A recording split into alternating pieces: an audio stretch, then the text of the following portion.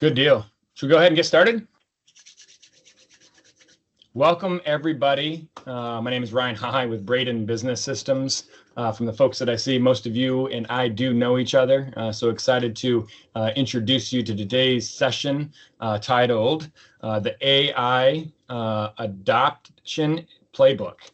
From training to transformation. We've got some help here on our team to be able to drive us through today's conversation. And his name is Santi and and we'll introduce him in just 1 second. To kick it off, for folks that don't know us as an organization, I am Ryan with Braden Business Systems.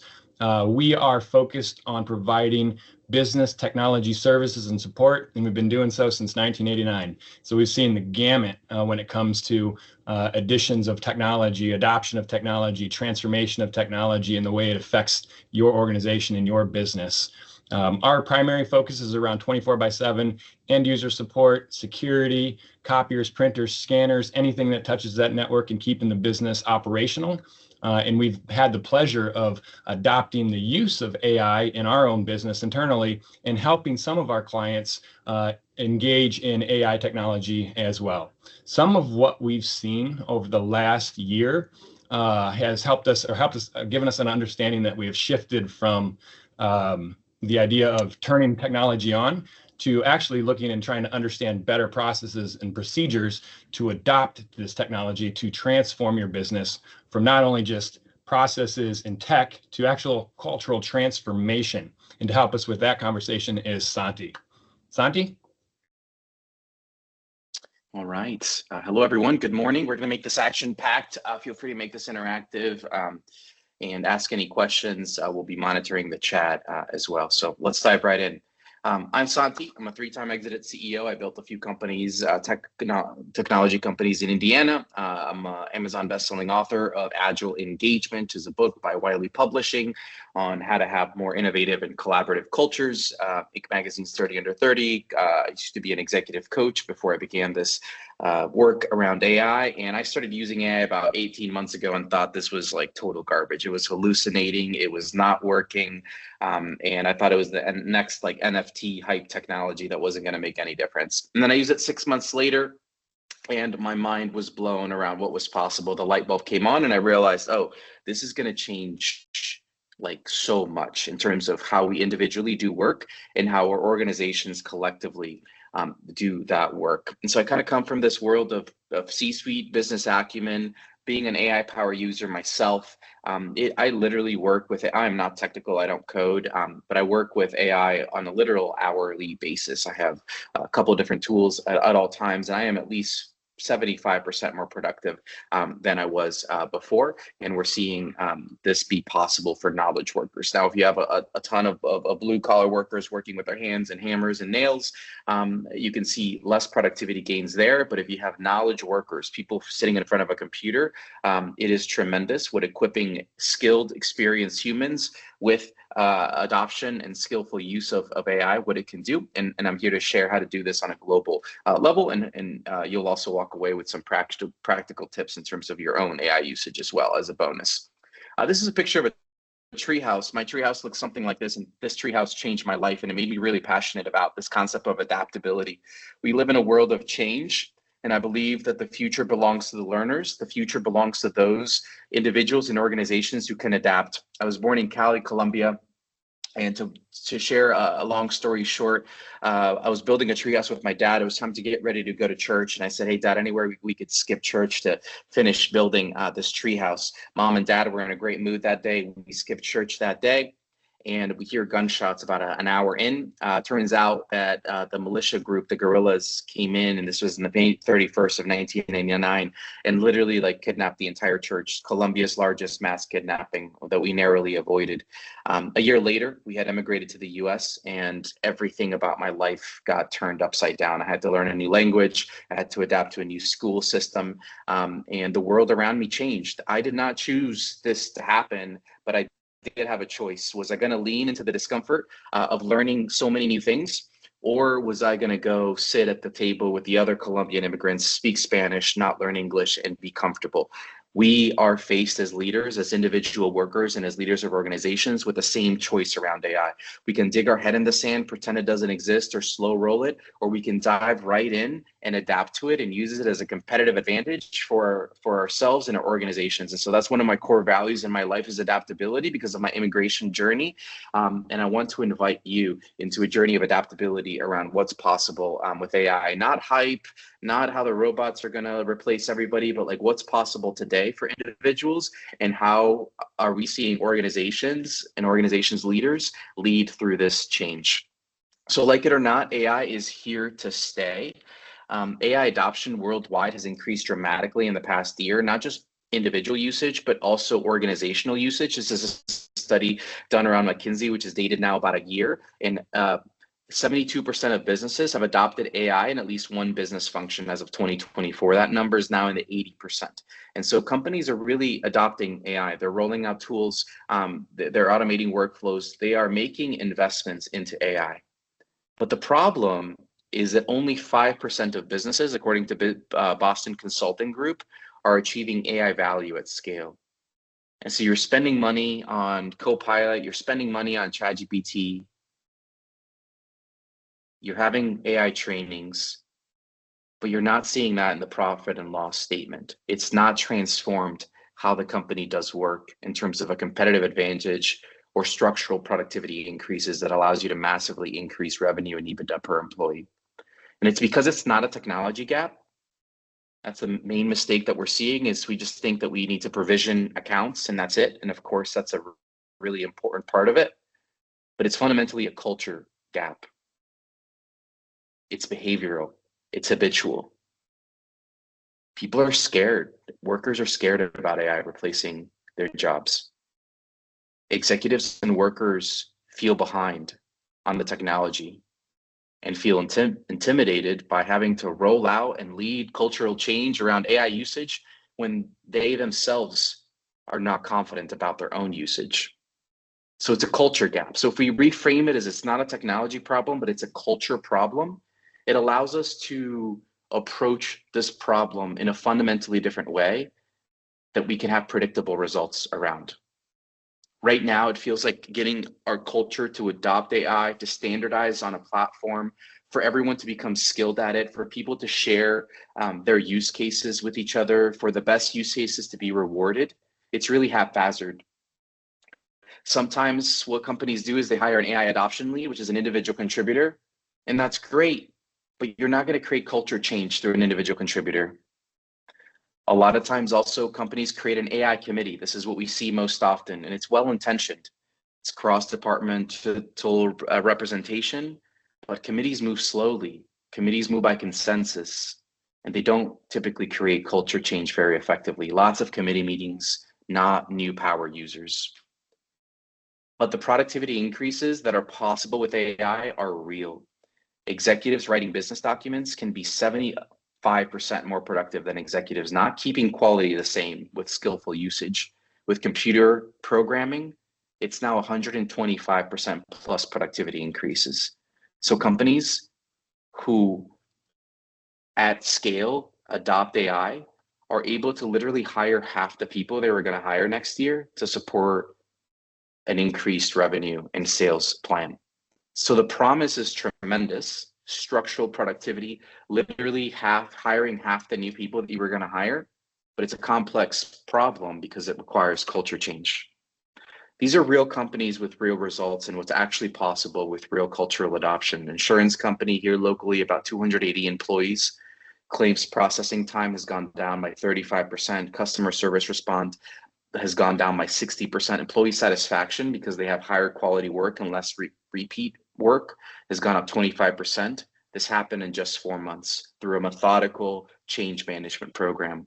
Construction firm, hospitality group, professional services. As long as the organization has knowledge workers working in front of a computer, massive productivity, efficiency, and quality increases are very, very possible, regardless of the industry. And note that these are not tech software companies, right? These are, brick and mortar service companies.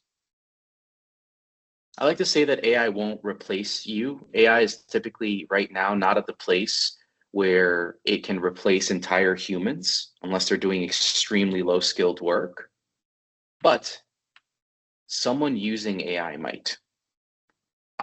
For me, being skillful at AI feels like wearing an Iron Man suit. I don't know if you all have seen that Robert Downey Jr. movie, and it's Robert Downey Jr. as a human, Tony Stark, putting on this technological suit that allows him superhuman capabilities. He can fly. He has Jarvis in his ears. He can see the enemy. I literally feel like when I'm working with AI, I'm Iron Man because I can do things that a few years ago were absolutely impossible to do. Here are some practical use cases for leaders. So I want to make sure that we don't only talk about cultural adoption, but also real use cases. I mean, for meetings, if you have a meeting transcript, you can analyze a meeting, summarize a meeting, and send out notes. Of course, that's pretty basic. It can help you send an email recap, help you prep for a meeting with slide presentations. Typically right now, the technology is not there where it can create fully branded slide decks, but it can really help with creating slide deck text, creating script and talking points, of course, always edited by a human for quality and for voice and tone. For strategy and plans, it can be an amazing thought partner to help red team strategies. Tell me what I'm missing. Play a CFO, play a CMO, play a COO, and tell me what they're going to think about my plan beforehand. With finance, it can do complex financial analysis and financial modeling. I'll show you one example here. I'm going to share this tab. Can you all see Claude here on my screen? Yeah, and while you're pulling it up, out of curiosity, in the chat, if you're using AI for any of those very basic use cases that Santi just mentioned, I'd be curious on if you're doing it, and then your experience on it, if you want to drop that in the chat. While you do that, I'll show you one of my favorite use cases. So I'm in Claude here, which is like a ChatGPT, alternative, and I'm going to add a sales meeting transcript here of a real sales meeting here. And I have this whisper voice tool, and I'm going to dictate what I want Claude to do with this. Based on the trained project files around our products and services and key messaging, I want you to carefully analyze the sales meeting transcript and help me put together a follow-up email that I can edit to send to the prospect. For the purposes of this, change the name of the prospect and the name of the company to be Bob Smith at Acme Corp for anonymity, but put together a comprehensive summary of what we discussed. Lead with the context of what the prospect shared in his own words about their goals and their current context, and share specifically how our services and products connect to that specific conversation. So I've just dictated it, it captured it perfectly, and I'm gonna hit go. We're gonna come back to that in a moment. It's funny as you get in my personal experience leveraging, I use mostly either ChatGPT or Copilot today for most of the things that I'm doing outside of some one-off stuff. You'll start to realize that the speed in which you can get value or get information out of the system is slowed down then by your ability to type, right? Typing that prompt that you just mentioned, that you just said, to tell the Claude what to do would have taken maybe a minute and a half, but you can speak it in about 30 seconds, right? And so then that becomes one of those next unlocks where it's like, oh, do I really have to want to type out this entire prompt, or is there a way just to engage with the platform so that I can get what I want out of it faster? And speaking to it is just an incredible advancement and achievement on that AI front from a productivity or proficiency standpoint. It's cool. It really is. And just a little bit of background too. I've set up this Pragmatico 2.0 folder, which includes, which is as a trained project. So I've trained it with our key messaging, our positioning and messaging matrix, and other information. So I've uploaded files to this project to be an expert on Pragmatico does and our products and our services. And it has specific memory about, who I am, our core positioning, who we operate, on the horizon, key learnings and principles, et cetera. And so I'm able to, because I've done this training ahead of time, and I have projects trained for all sorts of different specifics here. And so you will see here that it's it's still going. So we're gonna go back to the meeting here. So really practical applications before, it would take me probably 30 minutes to comb through my notes or to comb through my transcript and put together a sales proposal. Here in about 2 minutes, it's going to generate this, and I'm going to take probably 3-4 minutes to edit it, and I'm going to be off to the races with sending a really great follow-up meeting to this prospect that I met with. One thing I do want to address is privacy. There's a lot of concern around privacy, and people don't really know that it's really easy to be private. First off, if you buy a ChatGPT Enterprise plan or a Copilot plan, at the admin level, you can lock down so that none of the information that anyone puts in there in your company ever goes to improve the models or ever shows up in search results. If you're using a personal account, I do want to quickly share with you how to go ahead and change those privacy settings. This is ChatGPT as an example. You go into the profile here on the bottom left, you go into settings, you have to pay for it to be able to do this. And you go to data controls, and you got to make sure that the improve the model for everyone is off. If you're using a free version, you won't be able to toggle this. If you're not paying for it, you're the product, and they're mining everything that you put in there to improve their model. But if you pay for the $20 a month for it, which I think is a steal based on the productivity benefits that it can give you, and you turn improve the model for everyone off, you're now operating completely privately. If you have something even more sensitive than that, you toggle a temporary chat here in the top right, and it's basically the equivalent of incognito mode. And it won't ever appear in your history on the left-hand side. It's not going to be in the chat in the memory, and it's certainly not going to be used to train our models regardless of the settings that you have. But again, if you have an enterprise-wide license, which would be our recommendation for any organization being serious about this, your employees don't have to toggle this. This is just done once at the administrative level, and no one can untoggle it to make sure that all your employees are using it privately. So here we go. Here's the follow-up email. It also has created a 2-pager and done a few insights from the call. So I'm going to download this follow-up email as a Word document, and I'm going to share it with you. But instead of opening up the Word document, I'm just going to say paste the follow-up email here on the left-hand side for easy copy and editing. And I don't know why I didn't speak this, but here we go with my slow. All right, so we'll come back to this. So privacy, entirely possible and easy for you to be able to toggle privacy settings. So the two keys to AI success, not at an individual level, is AI habits. Getting in the habit of remembering to use AI is like the hardest thing. We've been trained to go to Google or to start with a blank Word document. The hardest thing is to remember to actually use it. Well, we all are smart executives and individuals, and if we just simply use it over and over, we're just going to get better at it. The second thing is prompting is the most important skill. Garbage in, garbage out. If you remember with what I put into the prompt, it wasn't just create a follow-up sales deck. I create an entire paragraph. Putting a little bit more attention and patience on the front end yields significantly better results. And not only have I given it a great prompt, but I've also trained it with documents around our products and services where it can create that. A lot of the hallucinations that happens where it makes stuff up is because you're not giving it enough context. And so it fills in the blanks because it really wants to please, the user. That's why it's designed. Just a really quick prompting framework. If nothing else around cultural adoption, you could walk away as a better prompter with AI. There's a template for prompting called CoStar, which includes context, objective, style, task, and audience and requirements. If you put those 6 components into a prompt, that is the perfect prompt. The context is the background information about the scenario. Hey, I met with this prospect. We had a sales meeting. I want to put together, that. The objective is to write a compelling sales message in the prospect's own words so that it lands with them.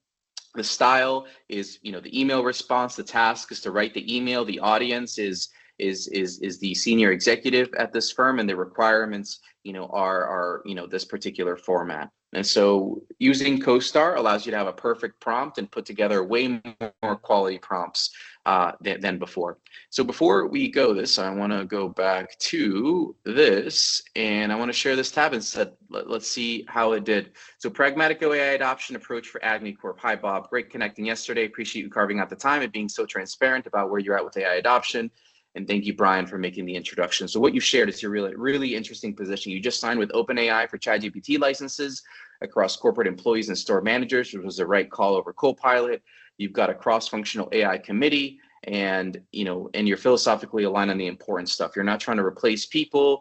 The training needs to be more than just use ChatGPT to tell you how to use ChatGPT. You need peer champions and testimonials, but you're also navigating some real challenges, X, Y, Z. And you said something that really stuck with me. I don't really want it to be tech-led. It could be a nice void for you to fill. That's exactly the gap that we're built for. So here's how Pragmatico connects to your situation, and here's what we bring. We start here. We do these three, levels. We'd work with your AI committee to create some accountability, and these are the results that you can expect. So here's why this matters now, and here are specifically the next steps. Pretty good. I'm going to spend probably 3 minutes editing that, and I'm going to send. I'm going to take something that used to take 30 minutes and turn it into 5 minutes. And these types of use cases are available for every single role in your organization. So going back to this, if it's not a technology gap and it's a culture gap, we've seen this before. Before all factories in the late 1800s had steam engines and electricity came out, incredible new technology, groundbreaking. And all that the factories did was swap out their steam motors and put in electric motors, but they didn't change anything else. These factories got 10% more productive. Once they built new factories and they rearranged the factory floor and the layout around electricity's unique capabilities, that's when the Industrial Revolution kicked off, and these factories saw 200-300% productivity increases. Amazing. Same thing in the 80s and 2000s when we went from paper and fax to digitized in computers, right? Do any of you remember what it was like to show up to a desk without a computer, right? It's like, how did we actually do work then? This move to AI is that kind of shift, but most of us as individuals and organizations are still using AI for spell check and as a better Google search engine. If that's what you're doing, you're going to get 10% productivity benefits, but it's not going to fundamentally change the way that you approach the work, and it's not going to give you 50 to 75% more productivity per individual and per company. That's the opportunity here, but we don't have 50 years like we had with electricity and steam, and we don't have 15 years like we had with computers. We have 12 to 18 months because other individuals and other competitors are adopting AI and seeing massive productivity increases and new competitive advantage that is going to leave some companies in the dust and is going to create market dominating winners. The next few years are only going to produce two types of organizations: those AI stuck that see marginal productivity and have endless AI committee meetings hidden on skilled pressure, and those that become increasingly AI native. You can literally see 25 to 75% productivity gains, bottom-up innovation around AI from every employee because they're enthusiastically using it, starting to embed AI agents and create workflow automations and see compounding advantages every quarter, but not every business is going to see this. And so how do we become the business on the right-hand side? That's what we're going to spend the rest of the time talking about. Here's what AI stuck actually sounds like. Real quick before you go on, since we were just coming off of the prompting section, one of the questions in the chat was around formatting. Is formatting important? I see caps or all caps in areas and sometimes quotes. How does that work in the prompt? And does what you put in that overall prompt really affect what that output's going to be depending on how you write it? Yeah, great question, Casey. So no, LLMs are increasingly smarter and smarter, and what you put into the prompt in terms of slight misspellings or caps or no caps doesn't matter. It understands the gist of what you're trying to say. What does matter is that you say, instead of say, hey, help me create a LinkedIn post, is that you say, I want to create a LinkedIn post for this audience for this reason. Here's the messaging that I want. Here's a story that I think might be interesting. Give me 3 different variations and use this type of LinkedIn format. So what matters is the depth and specificity of the prompt, but saying please or caps or no caps or spelling errors, that won't matter for the quality. All right, so what AI Stuck actually sounds like is we bought Copilot for everybody, but no, we don't really know if anyone's using it. Our AI committee has met a bunch of times. We have a great strategy deck, but nothing has changed. The same 5 power users are using AI and everybody either ignores it or hides their usage because they feel like they're cheating. Hey, we sent the team to a ChatGPT training 2 weeks later. Nobody's really using it. Our board keeps asking us why we're spending money on AI and what we're going to sound like. The same companies, literally these are real quotes from those same companies. 4 months later, 85% active usage. We're seeing 6 to 10 hours saved per employee. Dissolve the AI committee. Now AI is just a fundamentally part of their job. We now have 40+ hour users and new ones emerge every week through our recognition program. These are very possible transitions from AI Stuck to AI native. But if we're talking about culture change, we have to think about it more broadly. To create culture change is a lot of academic and practical and Harvard Business Review cases about how to actually create culture change. To create culture change at the level that we need to with AI, we need 4 components. And if you're missing any one of those components in your plan, you get confusion, anxiety, and frustration, resistance, and false starts. And the organization starts to fight the change, almost like an immune system reaction to it. So doing it well and doing it well the first time is really critical.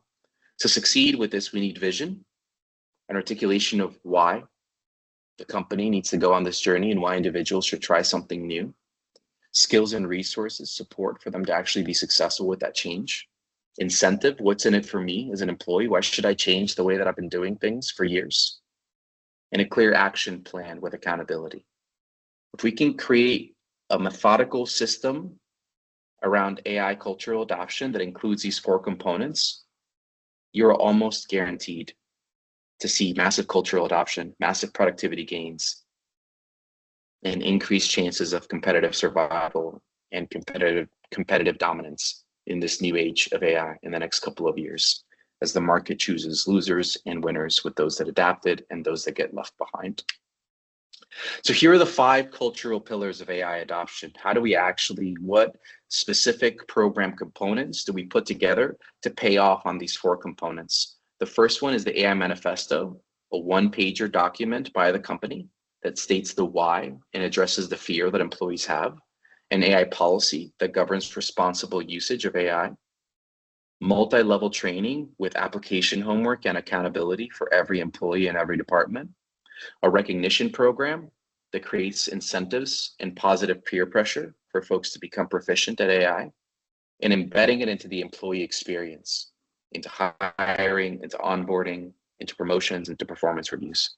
Most companies are just maybe doing a little bit of training and probably a very compliance, lawyer-driven policy. Very, very few companies actually articulate an AI manifesto, put together a recognition program, embed it into their employee experience, or have training that isn't just theoretical, but has application homework in between each level and has really clear and transparent accountability to create positive peer pressure.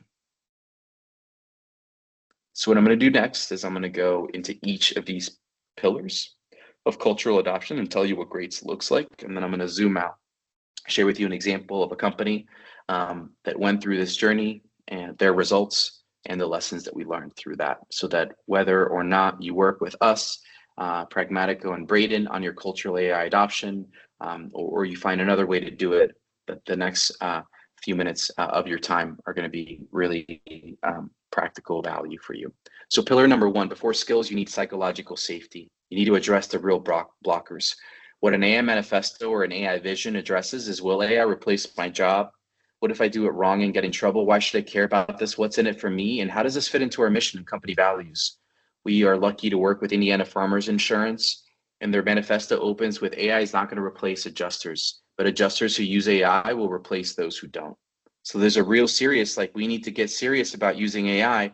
We're not going to fire people and replace them with AI, but we do expect individuals to become AI proficient, because those that do are going to be literally twice as productive as those that don't.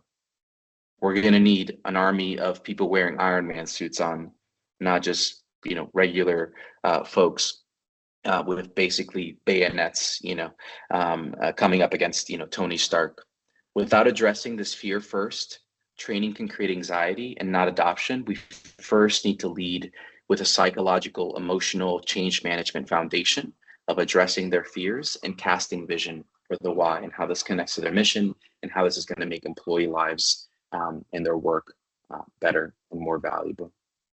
So pillar number 2 is an AI policy, permission to experiment safely. It's the difference between you should use AI and then here's how to use AI.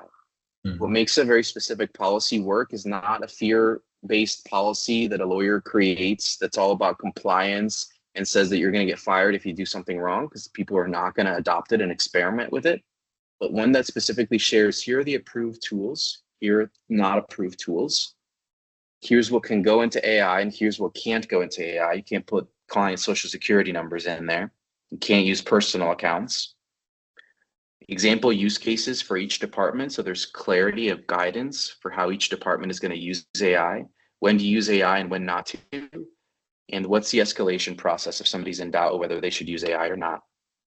Here's like an expert of like green light, financial modeling, meeting summaries, draft communication, research synthesis, data analysis, all that's green light, feel free to use it. Yellow light, you need manager approval, which is client-facing content, hiring decisions, strategic recommendations. Red light, prohibited.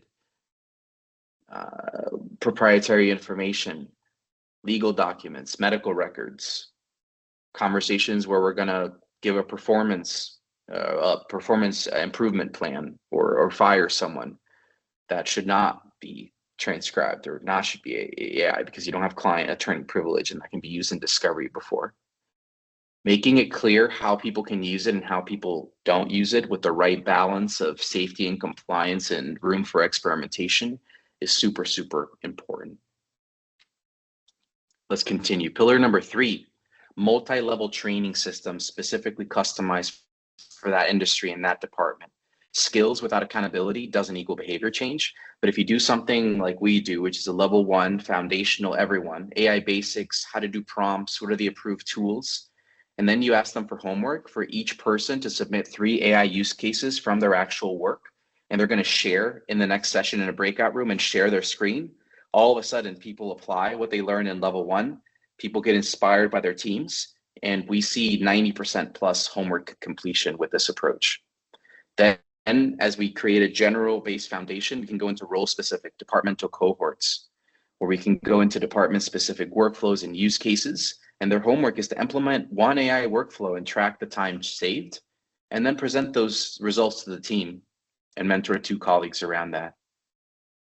And then we progress on to level 3 a few weeks later, where we're getting into custom GPTs, advanced prompting, and identifying automations. And every person identifies the top automation opportunities for their role in their department and presents the business case to leadership for them to get recognized and celebrated for their work. Great work. This homework plus accountability with the foundation of the AI manifesto and the AI policy is what creates 85% plus adoption of these tools and massive productivity gains versus the type of low utilization and low productivity that we find when you just provision licenses. Yep. And maybe give a one-off training. Any questions so far? Comments? Nothing new in the chat, but I am curious, as a leader, right, and you're instructing or you're empowering your people to go through these level 1, level 2, level 3, how much time or how much commitment of their time as a person going through those buckets are they applying to each of them away from whatever they're trying to accomplish during their normal day-to-day job that they're trying to get done? Sure. Level 1, 75 minutes, but we see that folks typically save 3 to 5 hours a week just from level 1. And so what's beautiful about it is they invest 75 minutes and they get 3 times back that time as part of level, then they maybe have an hour of application homework, of using it. But it saves them. So it's net positive, the whole thing. The AI manifesto takes a couple hours. When we guide them, it takes a couple of hours to do. The AI policy, the same, and it's not everybody participates in that. But from the average employee and the average executive, They're investing about 6 hours total for all 3 levels over 2 months, and they're getting back at least that on a every single week basis. And so the ROI of time savings is really, really, we never assign homework that's theoretical, that's new work. It's always about what's your existing work and use it as part of that. And then people are like, oh, wow, this used to take 10 hours and now it takes 1 hour. I'll never go back to the old way of doing it. Right. All right, let's continue. So the accountability mechanism that actually works, why when we do this training, our homework gets done. And if you're going to do your own training or hire another firm to do the training, make sure that they have application homework and accountability built in. And so when you have a public commitment, there's 75% higher completion. When you have peer accountability, it creates social pressure. And when we actually apply and try out what we're learning, we learn so much more than that. And so, for example, AudioChuck's about 100 employees. They do podcasts and media. They had a 94% homework completion rate. Typical corporate training has about a 12% homework completion rate. And so it's the combination of live training plus accountability plus application homework. So let's continue. Pillar number 4, recognition program, creating AI heroes. We want to celebrate. What gets rewarded gets repeated. We typically suggest that companies create a Slack or a Teams channel to shout out where people can put in their best use cases. And we encourage the CEO and senior leaders to comment and encourage those submissions. It creates fear of missing out for those known participants. The second tier is we help our clients design monthly and quarterly awards for the best AI use cases. AudioChuck did a $1,000 quarterly innovation award.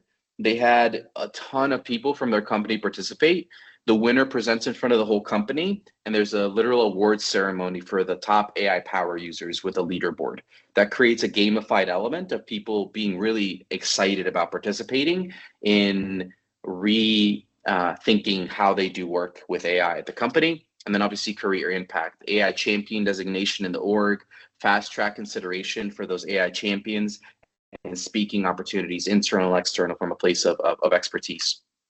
Hospitality client, they had increasingly higher levels of employee submissions of their use cases as they saw that folks got celebrated, and they wanted, of course, to get that high five and that certificate, on their screen. And then lastly, pillar number 5, the employee experience integration, how to make AI adoption permanent and not just a flash in the pan initiative. It has to start for new hires with onboarding, new hire AI training in the first week. The AI manifesto and the AI policy has to be part of that welcome packet, and the buddy system pairs them with an AI champion so that they can get coaching for them. We see companies, we encourage companies to embed AI proficiency as one competency in the performance review. With share one way you used AI this quarter as a required field, and manager training on evaluating AI skills of their employees. And then for promotions, companies requiring AI fluency demonstrated AI innovation, the advancement criteria, and for the promotion interview process, including a question about what AI skills are you bringing to this role? Again, because we want to promote Iron Man wearing humans because they are going to be so much more valuable, to the company moving forward. Ongoing touch points is creating monthly office hours for folks in Q&A. That the tools, the AI technology is changing so quickly that one and done training is not enough, because now there's new functionality 6 months later. So we recommend quarterly refreshing training sessions for your existing team. These are just 30-minute sessions, and then annual AI proficiency recertification for everybody. So those are the 5 pillars of AI change, but here's what's important. They have to be done in the right sequence. Leadership needs to go first, then employees, and then you can start to create AI native operations and start to automate things and start to enhance processes with robots and AI. If you start with automations first and you don't have that cultural foundation, it doesn't stick and people fear the change. If you start with requiring the employees to use it, but leaders are not using it themselves and not proficient and confident, leaders won't lead by example. And employees will see that this isn't really real, because leaders are not, it's like leaders not following core values, but asking their people to do it. Mm-hmm. It doesn't stick. And so we have to start first with the leadership level in a phase 1 of vision skills, then roll it out to the rest of the employees, and then start to transform the operations. And it's really, really important. We see folks all the time that do it in the wrong order, and it does not succeed. C-suite leader involvement is critical. We will literally not take clients where we can't speak to the CEO or the CEO or the COO during the sales process, because we have to know that they are committed to this change. Culture change does not happen unless top level leadership is willing to be involved in it, to champion it loudly and often, to participate in creating of the AI vision and the AI manifesto, to hold people accountable who are not using it, and to stay involved throughout, to attend a training, to share their own use cases. When C-suite does this and they have the right pillars of adoption change, and they start with leaders first, you are guaranteed to succeed. And if you don't do it that way, you're almost guaranteed to fail, and you're swimming upstream, up current. So essentially, you can think about it as the AI transformation journey is a three-step approach where leadership gets cultural adoption first, leaders get trained, leaders get proficient first, and we create change management foundations like the manifesto, the policy, the recognition program. Phase 2 is when we roll it out to the entire employee population and create behavior change, habits, and incentives for that to stick. And then phase 3 is when we can get into the more bigger opportunities around building AI agents and AI automations that can transform fundamentally how a business serves the client, serves the employees, and ultimately delivers profit. We fundamentally believe that cultural adoption comes before automation, and that leaders should lead by example. Those are our core beliefs of what we've seen work. And we don't compromise on that order because we just don't believe that it works. So here's an example from AudioChuck. In 90 days, they had invested into ChatGPT. They had 95% before they had 15% adoption. They ended up with 95% active adoption across teams. Each employee is self-reported 8 to 12 hours saved per week, which is about 25%, 30% productivity gains. 30% of all employees submitted AI innovation use cases on a quarterly basis, and AI is embedded into their performance reviews and into their culture. Before that, people were using AI, they were hiding it. There were no policy, no direction. There was a lot of fear around it. A lot of employees were resistant, and the leadership team didn't know how to guide the change because they themselves were not AI power users. And after this, they ended up with clear guardrails, a shared vision, and employees actually competing to showcase new use cases versus resisting it and hiding their usage. Specifically, the phase 1 includes a survey to understand current baseline usage, creating that manifesto, creating that vision, those 3 levels of customized training with hands-on practice, prompt libraries, and AI workflow templates, CEOs leading by example, and helping them come up with a tech stack decision. Number 2 is activating behaviors. This is getting all employees to do the right thing. Employee 2, an all-team AI kickoff where the manifesto, the policy, and the 3-level training is announced. Then the execution of that 3-level training over a matter of a couple of months, getting down into department and role-specific use cases, culminating in recognition for that, and then also us facilitating the company to create an AI roadmap. What are their 3 to 5 top AI automation and agent opportunities? Then lastly, operationalizing and sustaining. It's the continuous reinforcement of that. New employee cohorts include AI manifesto review. We do quarterly executive briefings with executives on AI trends and strategy in their industry. The actual building of those AI automations and agentic workflows, which we can also help with. And ultimately embedding AI proficiency into performance reviews and into the culture with ongoing refresher training on a quarterly basis to make sure that that's the case, and Slack and Teams channeling monitors so that as people get stuck using AI, they can access Pragmatico AI coaches to get unstuck. So here's a few of the questions that we get asked by CEOs and leadership teams. Is we already tried AI training and it didn't stick. Why would this be different? It's because this is not training. This is cultural transformation. Training is 20% of it. The other 80% is vision, psychological safety, incentives, and accountability. There's a lot of questions around, is this going to work for my industry? We have really unique types of workers and roles. We've done this in insurance, in podcasts, media, and hospitality, general managers for Ruth Chris, professional services, construction companies. The cultural mechanics of creating cultural change are the same. Of course, the individual use cases by role are going to be customized, and your people are going to bring that up, or going to create those with our facilitation and guidance. What if my people resist? Well, resistance comes from fear and confusion, which is where people are at right now with AI. A lot of it, except for those power users. If you have an AI manifesto that addresses the fear, the policy removes confusion, and the recognition makes the program socially rewarding. And so the resistance drops massively in the first 30 days of doing these pillars. And then the question that Ryan asks is, we're busy, we're tired, how much executive time does this require? Phase 1 requires 3 to 5 hours of CEO time. Phase 2, this is all delegated, and like we said, there's positive time return within the first 2 weeks for individuals. So generally, there's 2 paths forward for companies. The wait and see approach: keep doing a lunch and learn, give out those licenses, watch competitors pull ahead, explain to your board or why AI spend has very little ROI for it. Hope that your people figure it out on their own. Google how to use ChatGPT, or figure out on your own how to use, Copilot. Or you can intentionally lead the change. Start with leadership alignment, then activate behaviors across the org, genuinely become AI native, see those compounding advantages every quarter, and to become the employer and vendor of choice in your industry from all of the benefits that you gain from that. So that is what I had for you all today.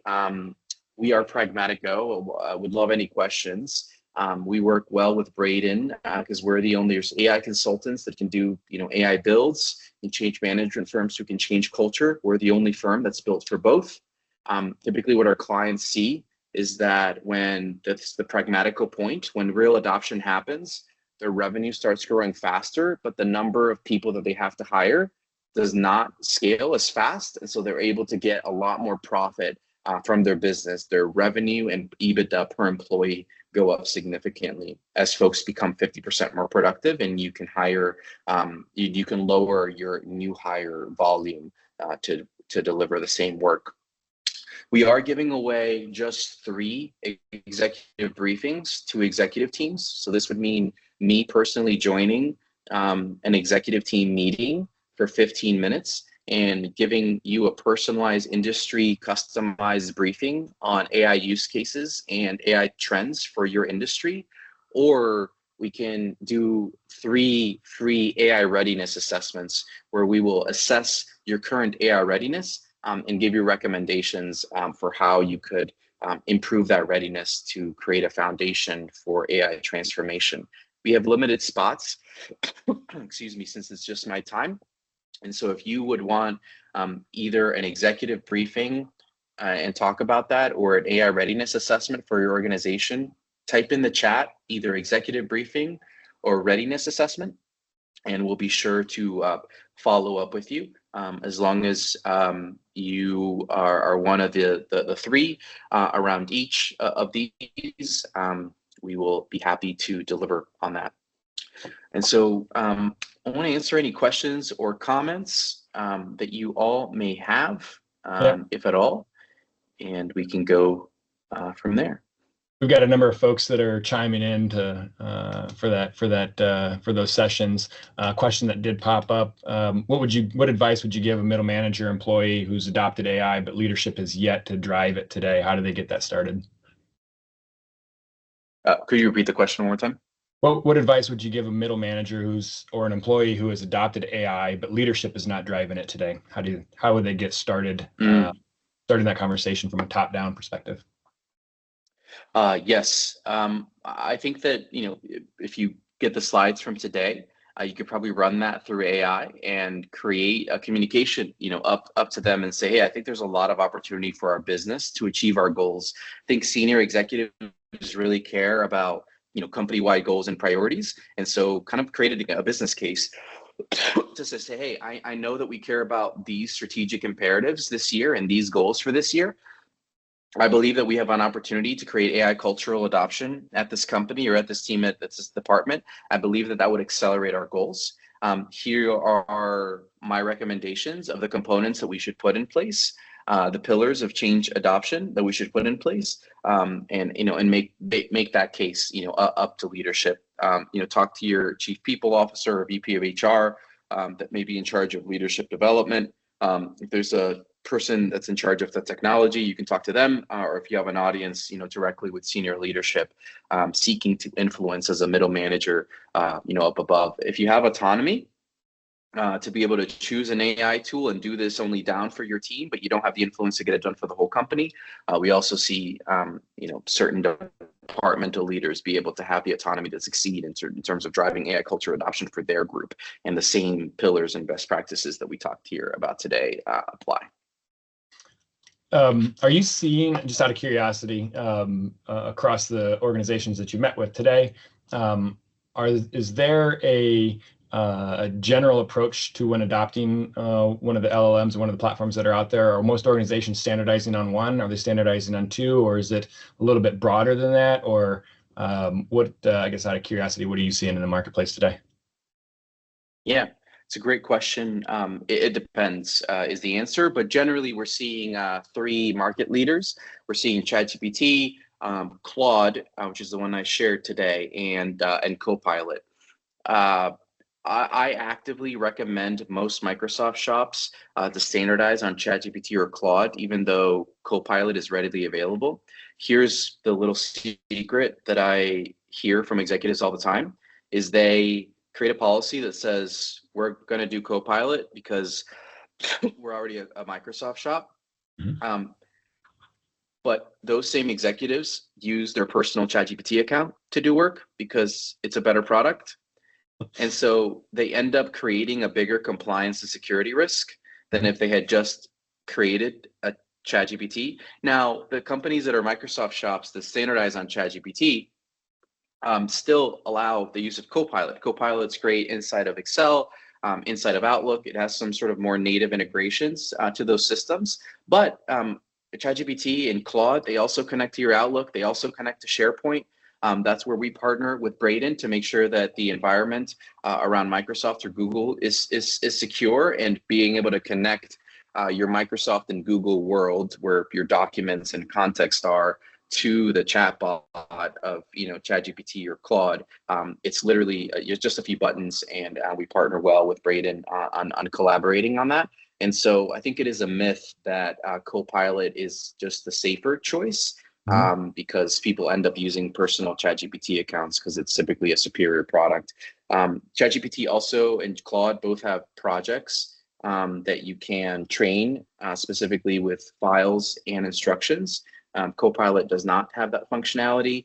ChatGPT even has shared projects, meaning that multiple people in the same role can utilize a single trained project. And so one of our clients is an insurance company, and they have 30 plus claims adjusters. Well, we've helped them create a project that helps them with claims processing. And instead of every individual having to recreate that on their own ChatGPT login, they just all work from their own account, all work inside of a shared project that's trained specifically to do claims, underwriting for that particular business with the right, business rules and policies around that. And so, frankly, the functionality of ChatGPT and Claude are significantly better than Copilot. Copilot's a great second tool to give people. But of course, there's so many industry specific applications, but in general, we do recommend each organization pick a generalized Gen AI tool like Copilot, ChatGPT, Claude. And then of course, there's going to be marketing AI tools that are used, transcription tools that are used, and that depends on the specific needs of that business and the specific available tools for that particular department or role. Got it. Cool. Going through the number of folks that you've met with, the conversations that you've had with other leaders and other teams around AI, out of curiosity, is there a cool or unique, we always hear about them, like a light bulb moment where the team gets it, or something, a switch flips and everybody's on board and they're like, this thing that we discovered, or this thing that we found is really going to transform our business. Is there anything that, without sharing too many details, are there any unique light bulb moments that you can share with the audience that might spark some ideas? Yeah. So when companies or roles have large data sets to analyze, AI is really magical at that. I'll give you a couple of specific examples. We have a company that creates true crime podcast, Audio Chuck, and they have investigative journalists that pull freedom of information requests from different federal and state agencies for different case files and things like that to be able to build, really deep investigative briefs to base their podcast and fact check it. Before, they used to take 10 to 20 hours to put together a Freedom of Information request because it's so specific and detailed. It's like a legal form that you submit to the government. They took that process from about 13 hours on average to 33 minutes. And they have 10 different people doing that. Another example would be Prime Hospitality Group. They have a lot of open table advertisements. They own the Ruth Chris at Ironworks and Hotel Concepts. They're an amazing hospitality group. And they were able to put years of open table data, reservations, and when people canceled it to be able to understand their staffing needs. And that this is something that would have taken a manual business analyst weeks of work to do. And in 20 minutes, ChatGPT combed through multiple years of reservations, multiple years of staffing charts, and said, you need to have 3 more people for the Thanksgiving shift because we're always shorthanded and we're actually overstaffed for Christmas every time. And we always pay overtime. And so it literally guided them on staffing decisions by analyzing years worth of open table reservation data and staffing, levels. And so that's something where it wasn't even saving them time. It was just a new capability that they would have never invested 200 hours into it. But if it takes 2 hours, they're going to do that for every single busy season and holiday time. And so there is a construction for estimating. Companies have years and years worth of estimating data and also years and years worth of actual and budget information. So for them to get better at estimating more profitable projects and give estimators, instead of a gut feel estimate, give them a data-driven input, leads to faster bid time, more accurate bids, and more profitable projects. And for a construction company, estimating is a massive competitive advantage and a core part of why they succeed or not, in their business. Absolutely. Fantastic. Santi, on behalf of the team here at Braden, we appreciate your time, sharing your insights, sharing your knowledge with the rest of the audience.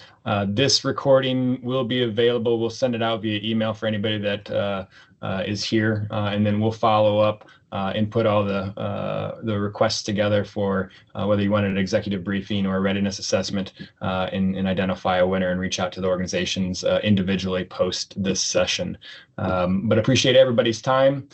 Thank you so much. And we're at the top of the hour. If you have any other questions, feel free to reach out to either myself or Santi. If you're a Braden client, reach out to your client partner, and we will follow up with everybody. But appreciate everybody's time today.